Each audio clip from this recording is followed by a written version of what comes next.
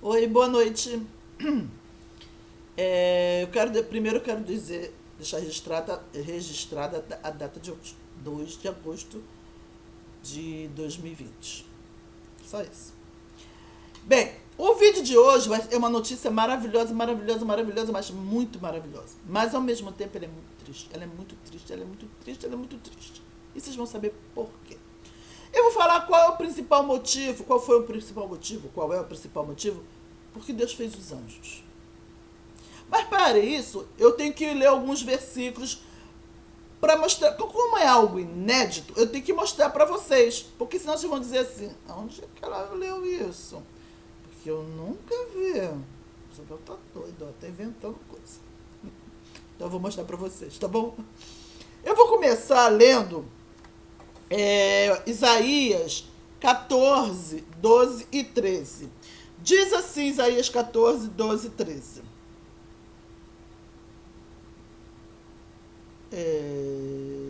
12, 13 e 14. Isaías 14, 12, 13 e 14. Como caíste do céu, ó estrela da manhã, filho da alva? Como foste lançado por terra, tu que debilitavas as nações? Tu dizias no teu coração: eu subirei ao céu, acima das estrelas de Deus exaltarei o meu trono, e no monte da congregação me assentarei nas extremidades do norte. Subirei acima das mais altas nuvens e serei semelhante ao Altíssimo. Contudo, aí o 16, não, continua o 15. Contudo, serás precipitado para o reino dos mortos, no mais profundo do abismo. Então, aqui, Isaías 14, eu li do 12 até o 15, tá bom? Agora vamos ler Gênesis 2:15. Diz assim: o Senhor Deus colocou o homem no jardim do Éden para cuidar dele e cultivá-lo. O Senhor Deus colocou o homem no jardim do Éden para cultivar o jardim e cuidar dele. Agora nós vamos para Gênesis 2:8. Gênesis 2:8 diz assim: ora, o Senhor Deus tinha plantado um jardim no Éden, para os lados do leste, e ali colocou o homem que formara. O Senhor Deus tinha plantado o jardim do Éden, certo? Um jardim no Éden. Agora nós vamos para Ezequiel 28, do 13 ao 13 e 14. Ezequiel 28, 13. Você estava no Éden, no jardim de Deus. Todas as pedras preciosas o enfeitavam: sárdio, topázio, diamante, berilo, ônix, jaspe, safira, carbúnculo, esmeralda. Seus engastes e guarnições eram feitos de ouro. Tudo foi preparado no dia em que você foi criado. Você foi ungido como um querubim guardião, pois para isto eu o designei. Você estava no Monte Santo de Deus e caminhava entre as pedras fulgurantes. Agora nós vamos para... Eu vou ler Hebreus do 13 e 14. Hebreus 13 e 14. Espera aí, gente.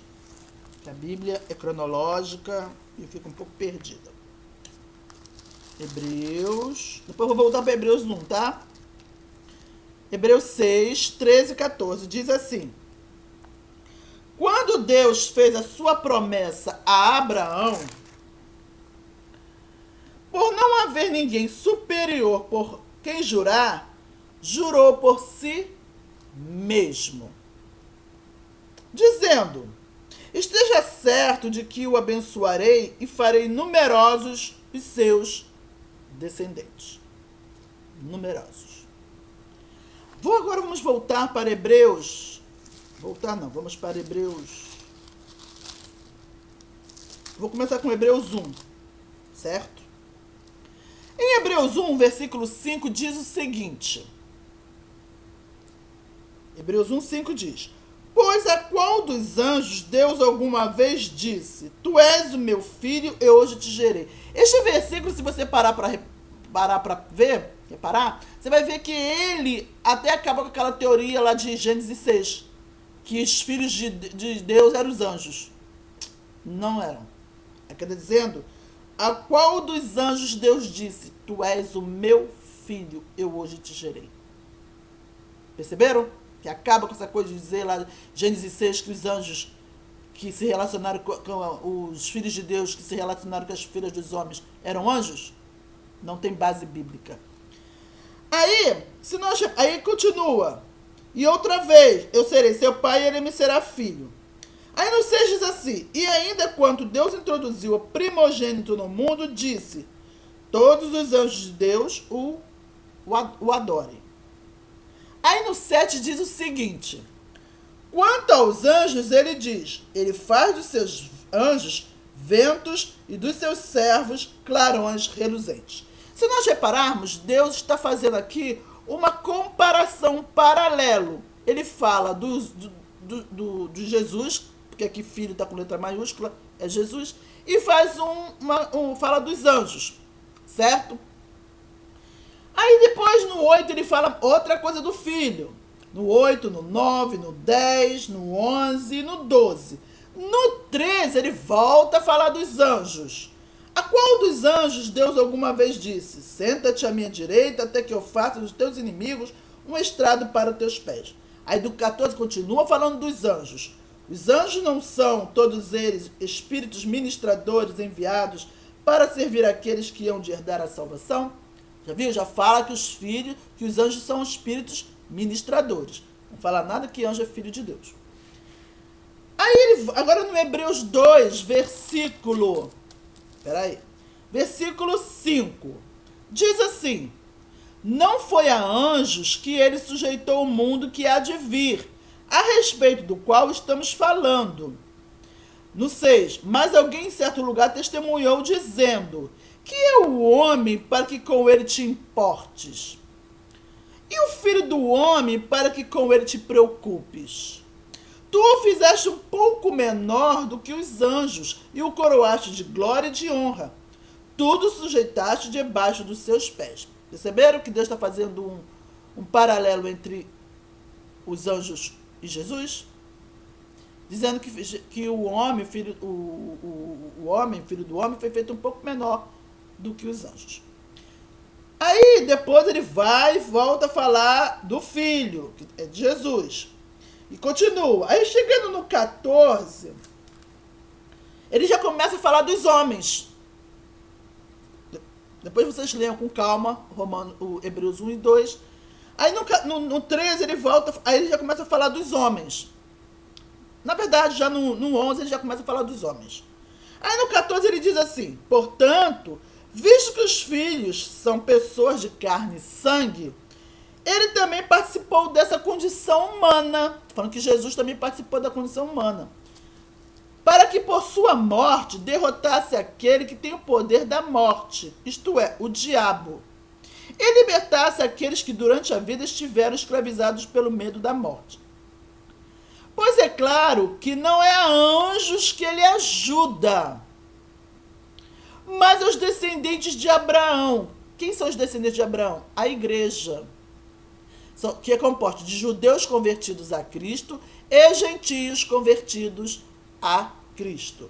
Então, os descendentes de Abraão é a igreja, certo? Que é de judeus e gentios convertidos a Cristo. São os filhos da fé. Aí ele está dizendo que não é anjos que ele ajuda, que Jesus ajuda, mas aos descendentes de Abraão, ou seja, os filhos da promessa, os eleitos, os escolhidos de Deus. Aí embaixo, no 17, ele começa. Por essa razão era necessário que ele se tornasse semelhante a seus irmãos em todos os aspectos, para se tornar o sumo sacerdote misericordioso e fiel com relação a Deus e fazer propiciação pelos pecados do povo. Porque, tendo em vista o que ele mesmo sofreu quando tentado, ele é capaz de socorrer aqueles que também estão sendo tentados. Compreenderam? Bem, agora eu vou para Apocalipse. Vou para Apocalipse 17:14. Diz assim no 17:14: guerrearão contra o Cordeiro, mas o Cordeiro os vencerá, pois é o Senhor dos senhores e o Rei dos reis, e vencerão com eles os seus chamados, escolhidos e fiéis. Certo? Agora nós vamos para Apocalipse 21, 18, 19 e 21. Apocalipse 21, 18 diz o seguinte: o muro era feito de jaspe. O muro era feito de jaspe e a cidade era de ouro puro, semelhante ao vidro puro. Os fundamentos dos muros da cidade eram ornamentados com toda sorte de pedras preciosas. Aí no 21 diz o seguinte: as 12 portas eram 12 pérolas, cada porta feita de uma única pérola. Certo? Agora vamos para a mensagem. Bem, aqui Deus, se nós repararmos, Deus está falando, fazendo uma relação entre o homem e os anjos. Deus diz lá que em Ezequiel 28, quando ele fala do querubim, do guardião, ele está falando do diabo. Antes de pecar, ele era anjo de luz. Que Deus fez ele. E se nós, lendo ali o texto de Ezequiel 28, o jardim do Éden existia no céu.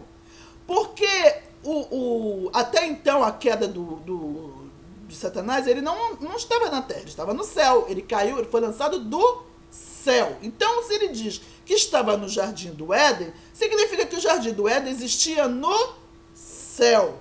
E ele foi feito para guardar o jardim do Éden. E ele andava no jardim do Éden. Então, para ele, aquilo ali era a casa dele. Compreenderam? Estão compreendendo? Porque ele vivia lá, ele andava lá, ele guardava. Então, ele sentia aquilo como a casa dele. Aí Deus pegou o jardim do Éden e plantou na terra. Lendo a criação, a história de Gênesis 1, nós vamos ver que Deus fez... ele criou com a palavra, haja árvores frutíferas, né? Eu não lembro direito como é que falou, mas ele falou a vegetação pela palavra, haja. Mas quando diz em Gênesis 2, você repara que a Bíblia diz que ele plantou um jardim, certo? Então tinha a vegetação feita pela palavra e tinha a vegetação que Deus plantou. Isso é muito importante para a gente entender se nós vamos reinar na terra ou no céu. Sabia disso? Porque a Bíblia é toda interligada. Nada é por acaso. Só vou dar só uma... Lembra que Jesus falou assim, a árvore que meu pai não plantou será arrancada? Compreenderam? Pois é. Então, aí... Deus tirou o jardim do céu e plantou na terra e botou o homem no lugar do outro. Sentiu, né? Aí a Bíblia diz que ele era ornamentado de pedras preciosas. Aí falou lá, sardio, esmeralda, topázio. E aqui, quando eu li aqui agora em Apocalipse 21, fala da cidade, dos muros de ouro, as portas eram 12 pérolas.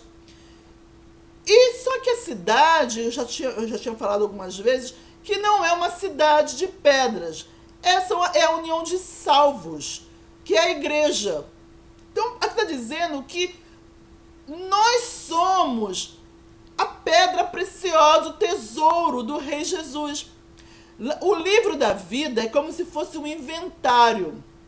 O livro da vida é um inventário. E o nosso nome, o nome dos escolhidos que compõem a igreja, que é feita tanto de judeus convertidos a Cristo, como de gentios convertidos a Cristo, o nosso nome já está no livro da vida desde antes da fundação do mundo. Se você ler em Apocalipse, está escrito isso. Acho que é no 14, eu não lembro direito. Então, o livro da vida é como se fosse um inventário onde Deus cadastrou o tesouro pessoal dele, que sou eu E você, meu irmão, minha irmã, e você que está assistindo esse vídeo, também, se confessar Jesus como Senhor e Salvador, será o tesouro pessoal do que vai enfeitar o reinado do Rei Jesus. Então nós somos o tesouro pessoal, porque rei tem tesouro, não tem? Então o tesouro do reinado de Jesus somos nós, os escolhidos. Então, vocês vão percebendo que a história do homem é igual à história do diabo? Aí, então, ele era ornamentado, ele não era pedra preciosa, ele era ornamentado. A gente não, a gente é. Aqui está dizendo em Apocalipse que os muros as portas eram 12 pedras. Então está dizendo que era. Aí, nós pecamos, aí o diabo quis ser semelhante a Deus, como está aqui dizendo. E como é que nós caímos? Querendo ser igual a Deus. Caímos no mesmo pecado que Satanás, querendo ser igual a Deus. Aí ele foi expulso do céu. Nós fomos expulsos do Éden. Pois é. Aí, quando Deus... Por que Deus fez isso? Porque Deus, ele é amor, certo? Deus não pode odiar. A palavra de Deus diz assim: pode de uma mesma fonte sair água doce e água salgada? A Bíblia revela a Deus. A Bíblia não fala do homem. Quando Deus cita o homem, é para que aquilo, tudo que ele é, seja manifestado, o homem perceba o seu amor. Por exemplo, por que Deus cita a infidelidade do homem? Para que ele possa mostrar para o homem que ele é fiel a nós. Mesmo que vocês sejam infiéis, eu serei fiel. Ainda que uma mãe se esqueça de um filho, eu jamais me esquecerei de vocês. Compreenderam? Então Deus cita o homem para que o homem perceba o amor que ele tem por nós, a fidelidade. Aí Deus, ele ama. Ele não odeia. Se Deus contesse amor, ele poderia odiar, mas ele não contém amor. Ele é amor. Então, só que ele não fez o homem simplesmente para amar. Ele queria que demonstrasse este amor. Ele queria que esse amor fosse evidenciado. E também para poder... foi a exigência do caráter dele, como eu já falei em outros vídeos. Quem não assistiu, assista para poder entender o que eu vou falar aqui. Porque a Bíblia é um quebra-cabeça. E não tem como eu ficar falando tudo, senão fica muito longo. Aí Deus queria que esse amor fosse evidenciado, Deus queria que esse amor fosse provado, demonstrado, como está lá em Romanos 5, do 6 ao 10. E Deus demonstra o seu amor para conosco, morrendo Cristo por nós, sendo nós pecadores. Então ele queria isso, demonstrar. Aí o que Deus na sua sabedoria fez? Porque para essa demonstração vir à tona, porque ele ama, Deus na sua sabedoria, ele sabe que tudo precisa de quê? De um paralelo, de uma comparação. Precisa de algo para fazer uma comparação. Tudo tem um antônimo na vida, certo? Já falei sobre o antônimo. Então Deus precisaria de algo para fazer uma comparação, um paralelo, para que o amor pelo homem fosse demonstrado. Ele precisava de alguém, de algo, que tivesse a mesma história, sabe? Para que o amor pelo homem fosse demonstrado. Aí ele criou os anjos. O primeiro motivo pelo qual Deus criou os anjos foi para pegar o homem e o anjo, terem a mesma história, mas, como diz em Hebreus, não é a anjos que ele ajuda. Ele está falando dos anjos das trevas, ele não está falando dos anjos da luz. Por quê? Porque embaixo, no versículo 16, 17 e 18, ele diz, no 17 e 18, como é que ele ajuda, ele fala, mas aos descendentes de Abraão, e ele cita como é que ele ajuda. Ele tomando a natureza do homem, tomando a forma do homem, para sentir o que o homem sente, para ser o sumo sacerdote, e fazer apropriação. Então ele está falando dos anjos das trevas. Ele não está falando dos anjos da luz, porque anjos da luz não precisa de apropriação. Anjo da luz não precisa de sumo sacerdote, não precisa de expiação de pecado.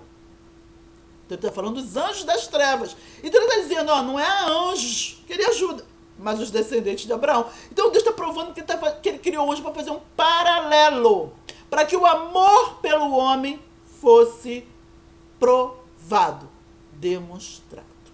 Compreenderam? Aí, olha, aí Deus, os anjos têm a mesma história, pecou da mesma forma. Mas só que Jesus não morreu por eles. Se Jesus tivesse morrido por eles, eles poderiam ser perdoados e ser salvos? Poderiam. Poderiam. Porque o sangue de Jesus, o que Deus faz é superior. Mas não era o objetivo de Deus. O objetivo de Deus era o homem. Era como se tivesse assim, os anjos das trevas no abismo e o homem no abismo. Todos os dois gritando por socorro. É como se tivesse, tá, gente? Por favor. Como se tivesse. Aí Deus olhasse para os anjos das trevas e olhasse para o homem, aí dizia, sinto muito por vocês, mas eu vou provar o meu amor para com o homem. Compreenderam? Aí, Deus, só que Deus, ele é amor, como eu já falei, certo? Gente, Deus é puro amor. Deus não pode odiar. Gente, Deus é apaixonado pela sua criação. Deus é puro mel. Gente, Deus é uma pessoa maravilhosa. Ele ama a sua criação. Ele é apaixonado pela sua criação. Ele não fez ninguém para a perdição. O inferno existe por causa de porque, infelizmente, existe um antônimo. Tem que existir um inferno. Mas Deus não tem prazer na morte de ninguém. Certo? Aí Deus pensou, bem, já que o inferno tem que existir, e eu tive que criar os anjos para poder provar amor pelo homem, mas eu não tenho prazer na morte da minha criação, na destruição da minha criação. Então eu vou dar limites à minha ira. Porque quem vai condenar o diabo e os homens perdidos é a justiça do raciocínio lógico que é severa. Então Deus deu limites. 1/3. 1/3 só dos anjos vão se perder. 1/3. Aí eu pergunto. Vamos lá. A boa novidade. Igreja, tem sentido? Deus criou os anjos para fazer um paralelo com o homem, para que o amor pelo homem fosse provado. E ele deu um limite à ira dele, 1/3 só dos anjos se perderia. Teria sentido o número de homens, de seres humanos, se perderem, que vão ter que ir para o inferno, ser maior do que o número de anjos caídos? Ser maior do que 1/3? Teria sentido isso? Não. Se Deus criou os anjos para fazer um paralelo, para que o amor pelo homem fosse provado, não tem sentido o número de perdidos de homens, seres humanos irem para o inferno, ser maior do que o número de anjos caídos. Não teria sentido. Só se Deus fosse maluco, né? Mas Deus não é maluco.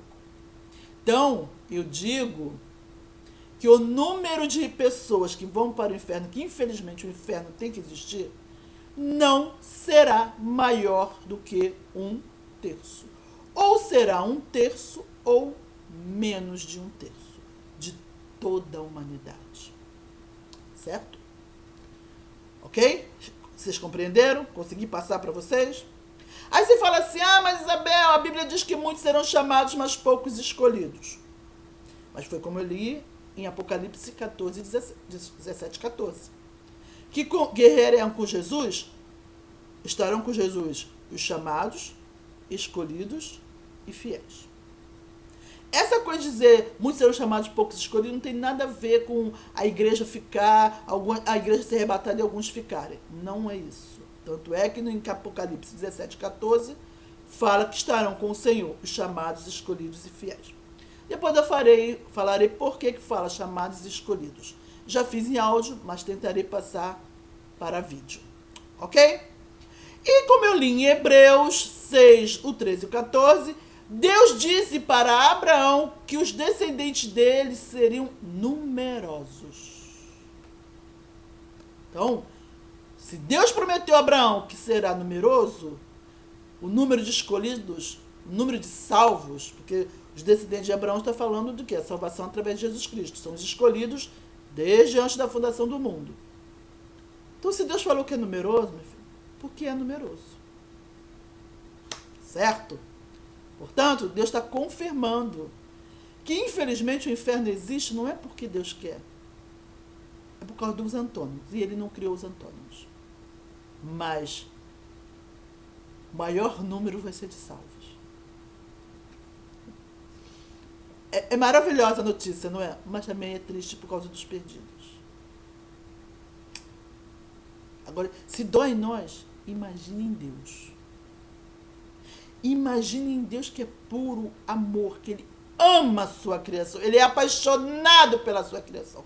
Imagine em Deus.